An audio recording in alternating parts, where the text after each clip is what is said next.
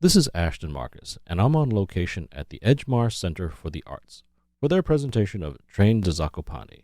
Hi, my name is Ashton Marcus. I'm with KUCI 88.9 FM in Irvine, and you're? Henry Jaglom. And what do you do around here? I write the play that is going on at the moment called Train to Zakopane. So why did you decide to write this play? Because there was a true story in my father's life that he told me several times, and I had recorded his story because I used to go around for 30 years. I recorded all my father's stories. He had an incredible life starting in Tsarist Russia before the revolution and then in Central Europe. And one of those stories really stuck in my brain. And I was looking for a play for Tana Frederick, who had just finished a great run in The Rainmaker, where she had knocked everybody out, and was looking for something to be able to even go further. And none of the plays that we were reading felt right. And then I remembered this tape I had of my father's story and the story itself. And I went back and listened to it and thought, I'll write a play about this. And that's exactly how it happened. You actually did a pretty good job. I really like this play. Thank you. I feel surprisingly I did do a good job because you never know how that's going to come out.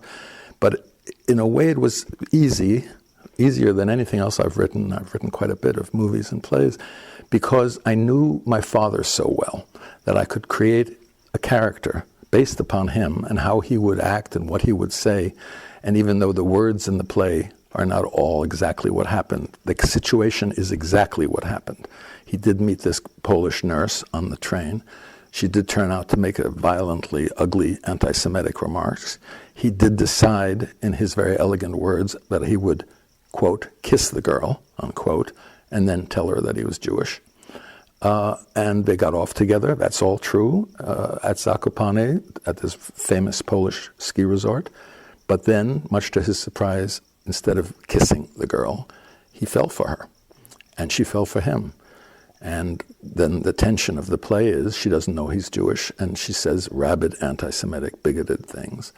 And how is this going to work out? And that's where I created the play from. And I knew I was creating it for an actress, Tana Frederick, who can go anywhere and do anything. She's the most amazing actress I've ever known. And she actually took it places on stage which helped me figure out how to further write it, how to deepen it. Because she understood the character so well that she decides she knows what happens to the character after the play. She's like got the whole thing figured out. And it's been a major surprise to me, I must say. Not that the play's successful, I'm happy about that, but what's really surprising is how it affects and moves people. How I stand outside and talk to them after they come out. 2.5 hours, most people I would think would be exhausted and want to go home. They want to talk about it. Many of them are Europeans, some are Jewish, all ethnicities. Some are old, quite old, some are young and middle-aged. They're all kinds, but it affects them all for some reason in a very, very deep way. Either something that happened to them or to their parents or somebody they knew, or just the fact of the truth of the history of this horror. Because this play precedes by 10 years World War II and the atrocities and the murder of the Jews in Poland. So it's a real window, I think, onto what life was like in those years, and also a love story, which really moves people because both of the actors, I met this wonderful Mike Falco, who I didn't know before, and he's brilliant at it, and Tana Frederick is, for me, the actress of all time. So they sweep the audience into this very unique and special experience, which is both a love story and a story about hatred. And I think that's very, very unusual. Now, you weren't the director here, but were you involved in the casting in any way? I was entirely involved in the casting, but I'm not at all the director. Okay. What do you look for in your casting? Actors. Actors who can be really good for the character that I'm casting them for. It took me forever to find the character to play the guy who was based on my father. We read hundreds of people. We dismissed the idea of many, many wonderful people who wanted to play the part. And then I met Mike Falco for 4 minutes sitting down in a restaurant. And I said to him, you don't even have to read, you've got the part. And there was an essence to him, a quality to him, that I knew he could do this character. And since the character is based upon my father, I had to feel something about that. But it's much more than that. He has assurance, confidence, elegance, the things that my father had. But he's also got the sensitivity of an actor, and he brings an enormous thing to the stage. And the combination of him and Tana Frederick are dynamite. A lot of times I ask people questions like, why did you direct this thing, or why'd you write this thing? The real answer is because they just want to step up the ladder. They have an opportunity to direct, and obviously they want to be a director for a big thing. Obviously they got to do the small things, right? They come up with some kind of answer, right? But I think your answer is more of a personal. It's a real reason. It's not like you want to do this just because you want to step up the ladder. Is that true? No, I've never been interested in the ladder. I've made 20 films now as a writer-director, and they're films that are aimed at maybe 10-15% of the audience. They're not. I never wanted to be Spielberg.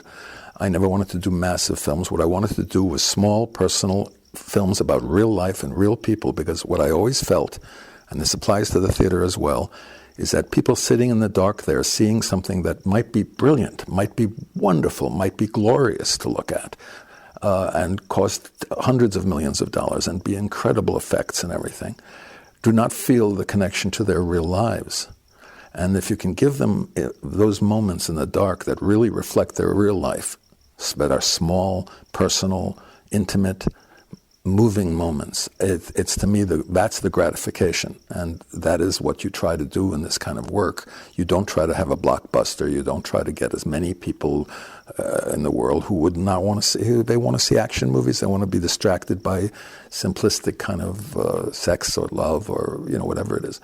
This has to be, for me, what Train to Zakopane hopefully is, which is getting to the reality of human experience and making people identify their own humanity with it. Well, I love the play. I'm very glad you did. Thank you very much for being on the show. Thank you. It's my pleasure. Hi, my name is Ashton Marcus. I'm with KUCI 88.9 FM in Irvine, and you're? Tana Frederick. I've been working on indie films now for 15 years. I moved out here from Iowa, and I've been doing, basically lucky enough to have been able to do film, play, and really study the craft that I've fallen in love with and that I knew I wanted to do since I was 9, and learn more and more about that craft. So that's kind of what I do. I play Katya Wampuzik, the anti-Semitic nurse in the play. She has a very sordid past. Her father was lost his business because of a Jewish man who. In 1928, it was very rampant. Poland was very rampant with anti-Semitism, and so she had a personal collection. There was a lot of people who had like sort of personal collections of stories or histories with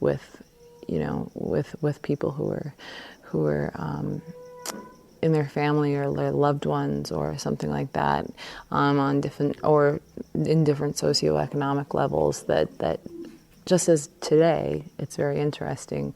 It mirrors a lot of the same people who create a lot of the atrocities that happen today. If you look at, if you study, I was a political science major, and if you study a lot of the things that go on today, and a lot of the same background of the people and these lone wolves and these sort of sleeper cells that do the I Heart Charlie attacks and all of the attacks that are going on. It's people who feel like they've been, their family has been slighted, or somebody that they love has been slighted, or somebody, that they, I believe that hate comes from caring so much about something that you need to source that. And so it's been really difficult play for me. Really difficult to find a love so great that to be able to source such hatred and venom to be able to say lines like "I can smell a Jew from a mile away," and the rehearsal process was very difficult, and under the direction of Gary Emhoff. I was lucky to be with him and go on this journey, and was pretty much nauseous like through the whole rehearsal process, because I realized coming from Iowa that I was quite prejudiced against being prejudiced, and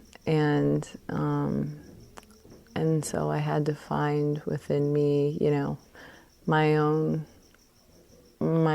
sort of rendition of that story within myself, and being wronged, or somebody close to me being wronged, and it's been an interesting journey, and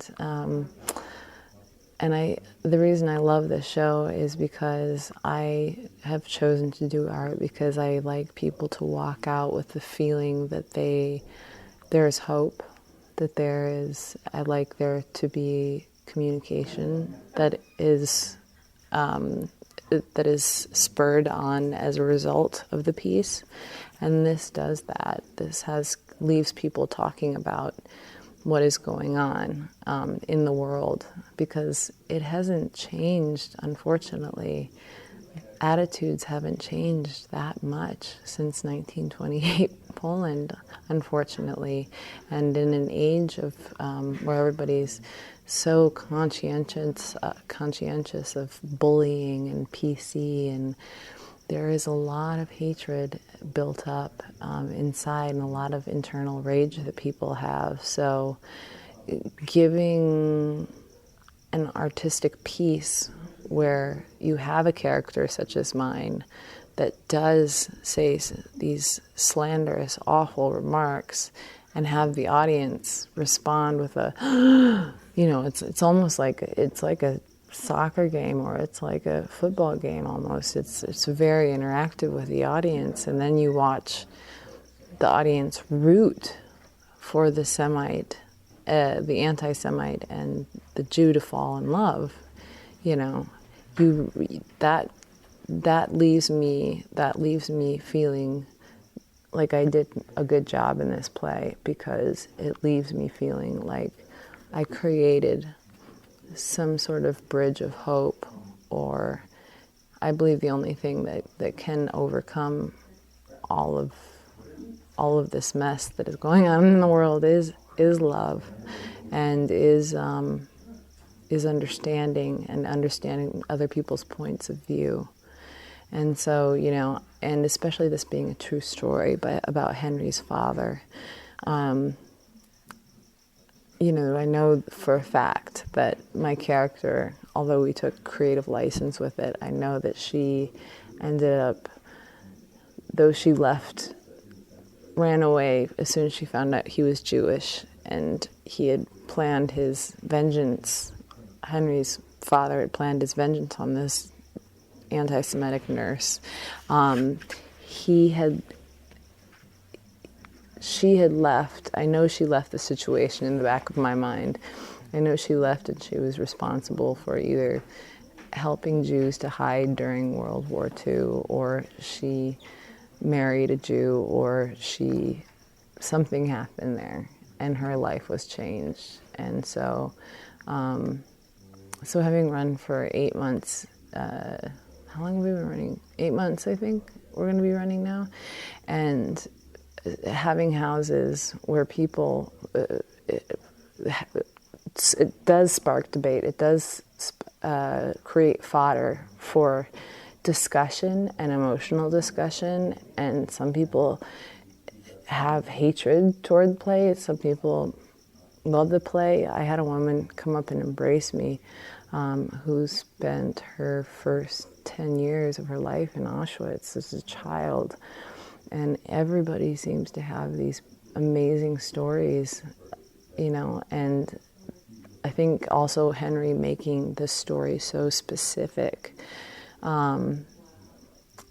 makes it more universal, and people feel that they can share their stories as well, and they want to share their stories.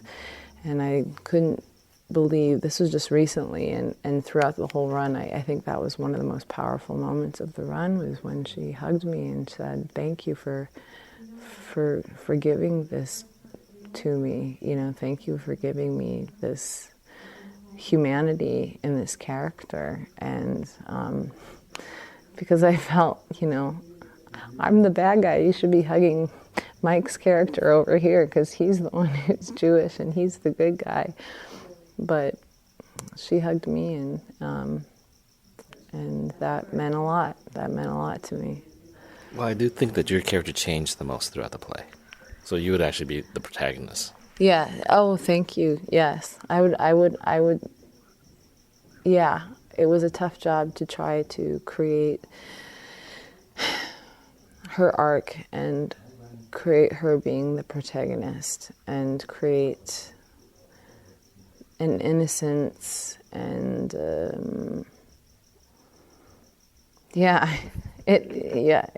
I would hope she would be. Thank you for calling me the protagonist.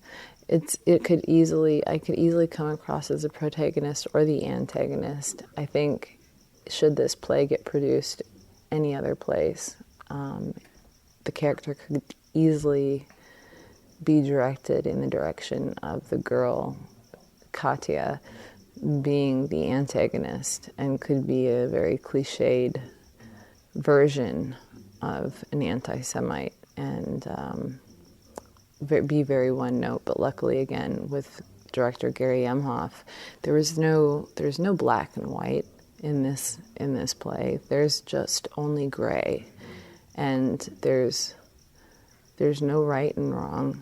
There's just what exists in these two people's histories and what they believe to be real. And then there's them falling in love. And well, yeah. I enjoyed the play very much. Oh, I'm so glad. Yeah. I'm so glad you did. Yeah, and I also liked your character because it was so, again, the things she said, but also the things she felt, and it was almost like she wasn't the one saying it. Something else was saying it through her mouth. Yeah, and so often I think that, a lot of things that are going on with ISIS and a lot of these young kids that are getting recruited, it's almost like they're not being recruited. It's not their voices that are speaking. It's somebody else that is speaking that they believe in, like the boy who set off the Boston bombs. It's like he's holding a torch for his brother. Not that makes it okay. It doesn't make it okay. Absolutely, it doesn't make it okay. But his hatred came from love of his brother and a belief system of being wronged in a certain way by America and by Americans. And it's again, I think now that you bring that up, yes, the ending is kind of the ending of this play. It's like she said, well, it's a phrase. I picked it up from my father. I can smell a Jew a kilometer away. I picked it up from my father, but he was the first love of my life, and I'm in love with you now. And I don't understand, just the non-comprehension of the things that are repeated throughout generations and not really thought about. And so to break a pattern and break hatred, things like this need to happen. Love needs to happen. Well, I loved your performance, and I loved the play. Thank you very much for being on the show. You're a sweetheart. And you have a great radio voice, Jeff is right. Thank you very much. You're very welcome. Hi, my name is Ashton Marcus. I'm on KUCI 88.9 FM in Irvine, and you're? Hi, I'm Mike Falco. I was born in South Africa and came to the US as a pro surfer and then ended up being an actor. I play Semyon Sapir. He's a Russian businessman, and he's traveling on a train from Chernowitz to Warsaw, and he's invited into a cabin with some other characters and starts a bit of a romance with a girl who turns out to be an anti-Semite. And so he concocts a plan to seduce her and then reveal his Judaism, and then ends up falling in love with the girl. So he's in a spot of bother.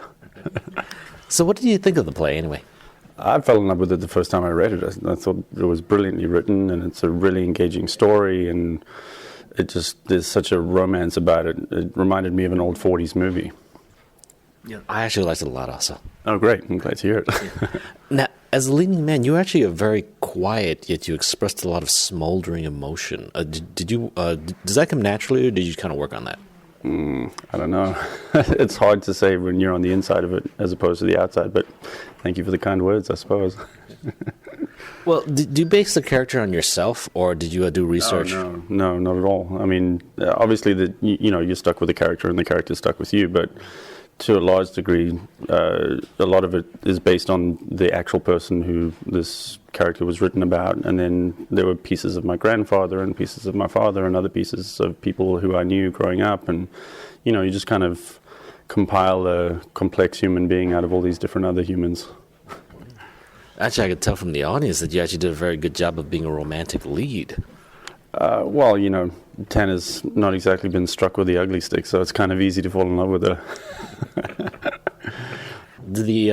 The anti-Semitic storyline on there, did that strike you in any way? Oh, absolutely. I mean, I know a little bit about prejudice. I grew up in apartheid South Africa, and I was brought up on the liberal side of things. So I was sort of experiencing what I considered to be an inherently unjust system.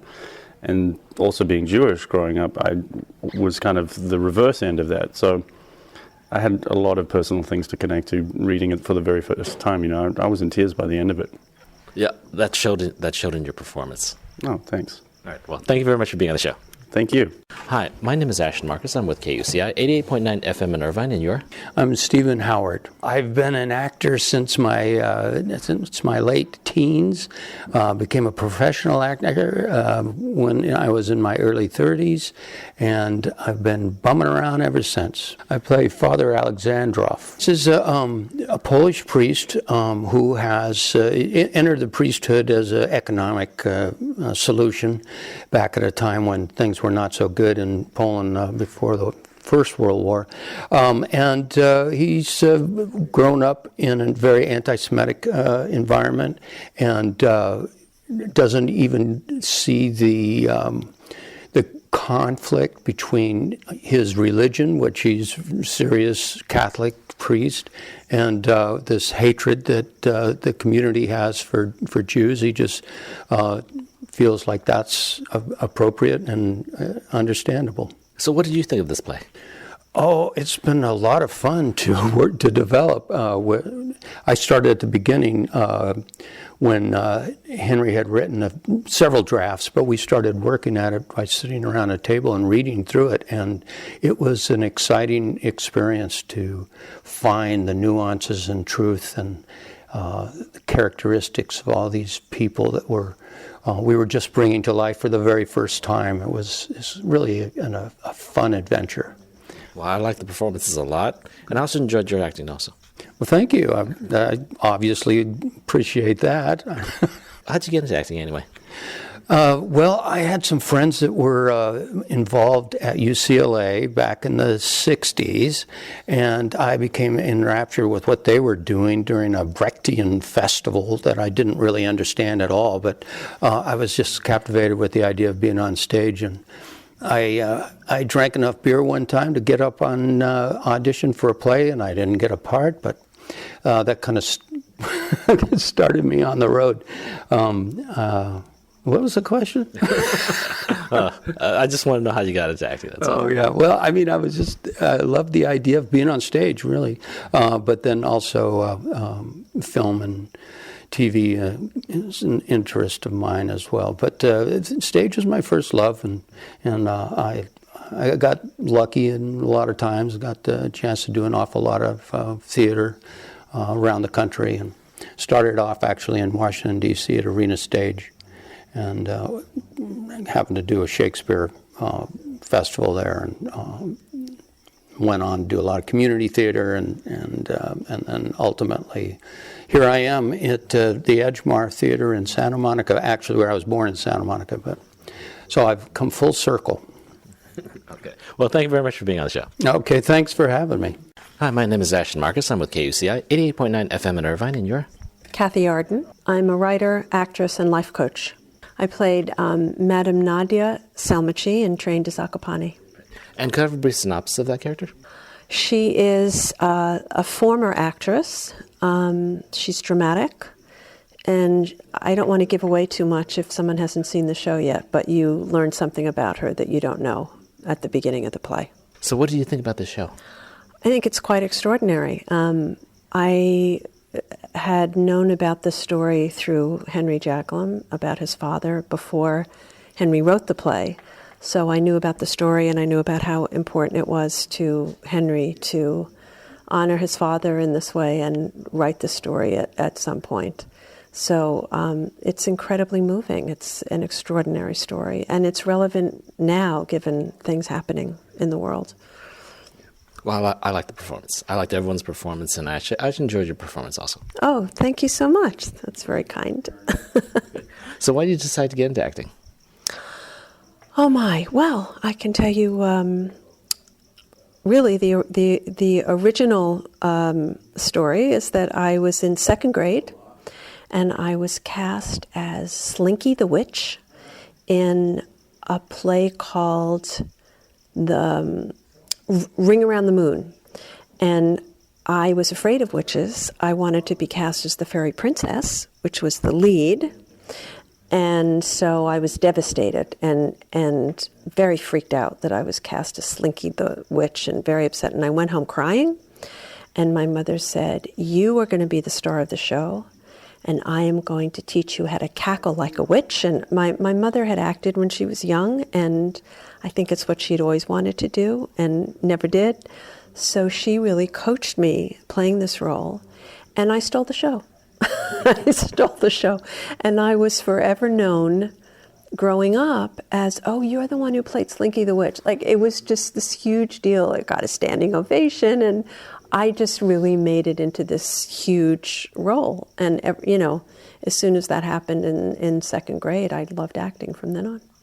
That's where it started. Okay. Well, I loved your performance. Thank you so much. Thank you. Yeah, well, thank you very much for being on the show. Sure. Thank you very much. Good to meet you. Hi, my name is Ashton Marcus. I'm with KUCI 88.9 FM in Irvine, and you're? I'm Kelly DeSarla. I am an actress. I started out as a classical musician and was working in Europe when I'd always wanted to be an actor, but I never had the opportunity to do it. We moved a lot when I was a kid, and I don't know. I was my job overseas was done, and I was heading back to the States, and I was going to move to New York or Los Angeles for music, and my parents had moved out here, so I decided to move to LA because I'd be close to family. And then while I was here, I was kind of going through a little personal crisis moving back, and so I took my first acting class in secret because I didn't think my dad would approve.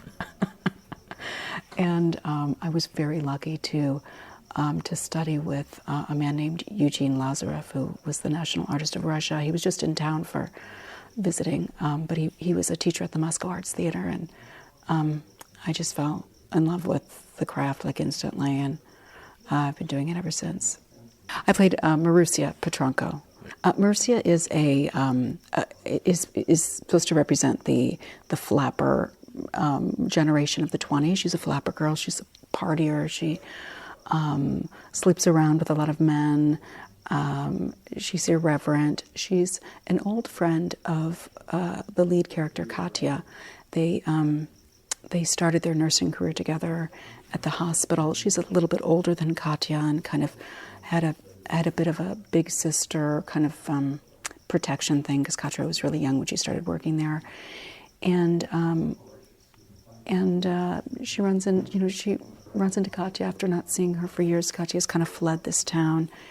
And Marusia's main purpose in the play is to show the audience Katya's humanity, the young girl, lover of life, the every woman. And I think that's a really incredible thing that the playwright did in this particular play. As he's showing prejudice, he's showing, he doesn't just show the ugly side of it, he shows the human side of it as well, and she, the lead character has reasons why she thinks she believes this way, as we all do about things that we, each of us has our own prejudices, right? So, and I really commend him for that. But yeah, that's Marcia. Okay. Yeah, well, I loved your performance in this. Well, thank you so much. I appreciate it. The magical thing about being offered this part is it's a very serious play. It's serious material. We all have a bit of a reverence to it because it is a true story and it's an incredible story. But my character is sort of the amuse-bouche of it's a little palate cleanser for the audience. And I wouldn't say it's necessarily comic relief, but I do get to give the audience a break and let them have some fun. So I have a lot more freedom with this part than I felt with other parts. It's been a lot of fun to do. So why did you decide to go into acting opposed to music then? I feel like at the heart of things, I'm a storyteller, and if I picked instrumental music. I was a flutist in an orchestra. If I had picked opera or something with words, I probably would still be doing music. But it was the words that I was longing for. I wanted to tell stories. I wanted to tell other people's stories. I wanted to interact with people and, exploring humanity. And that's what fascinates me. And although I love music, it didn't fulfill that basic need. So, and acting did. And acting is a much more social art form than classical music. Classical music, you spend hours a day alone in a room practicing. It's a little different. It's not as fun. All right, well, thank you very much for being on the show. Thank you so much. I appreciate it. Hi, my name is Ashton Marcus. I'm with KUCI, 88.9 FM in Irvine. And you are? Well, my name is Jeff Elum. I'm an actor, of course. I bounced all over the eastern seaboard and then to Malaysia for several years as a child and finally settled in Berkeley, California. I started acting really at the end of high school when I joined a show just to meet girls. And long story short, didn't really meet very many, but turned out I could act. And went to UC Davis to become a sports medicine doctor, got bit by the drama bug there, became a drama major, ended up getting a free ride to Brandeis for grad school, so did that. By the time I was done there, I was so burnt out that I took a year off that turned into 6 years because I got addicted to this thing called a paycheck. And then since then I've been trying to stay away from theater and failing miserably because it's just in my blood and it's what I need to do. So here I am. I played a doctor. The doctor, I'm not sure what his name is in the program, so I'll leave it to be discovered in the show. But I'm a resident of Zakopane, and someone that a character in the first act ends up hooking our lead man up with in the second act for just a sounding board. What did you think about this play? The play itself, it really struck me when I first read it. I can't really say what it was about it that struck me, but and to me, that sort of almost emotional, visceral response is what really kind of gets me going. And I was actually a replacement for another actor who ended up getting booked in a film. So I came in theory, just to do the rehearsal process. And then he would come back after the film. Well, his film got extended, and so they really liked what I was doing. And so what's really funny is that I heard this guy over the phone. He's this character, he's out here, and he's got all this stuff. And I was like, oh, no, I've got to play that? And for 2 weeks, I tried to reach for that, and everybody was saying, no, Jeff, relax, just be you. We like you in this role. Do that, do you. And I was like, okay. And more so than I think anything I do on stage now that we're open, I think I really helped, I'm told that I really helped Mike and the director find what the play was about through the rehearsal process, just by simply being and doing it. It's not like I was brilliant. I was just honest and did what was there, and that helped unlock everything. So that I get a real sense of pride out of helping the process here. Yeah, I kind of pictured you almost being like a father figure to the lead absolutely. actor. It's funny, there was a weekend where I was required to grow my beard out and keep my hair shaggy for a commercial that I was shooting. And I decided to take a stab at playing that appearance here. So I made him a bit of a drunk and, a bit more jaded, and it didn't work as well. We really learned that weekend that indeed, when I play someone that Mike's character can respect, I do very much become a replacement father figure for him. and that really helps him along. So it's interesting how those little accidents, sometimes doing the wrong thing, helps you see what the right thing is all the clearer. And you're right, it is very much a father figure character. Well, thank you very much for being on the show. Of course, thank you. Train to Zakopane will be playing at the Edgemar Center for the Arts from November 26th to August 2nd. For more information, go to www.edgemarcenter.org or search for AMB Theatre, that's all one word, AMB Theatre on Facebook.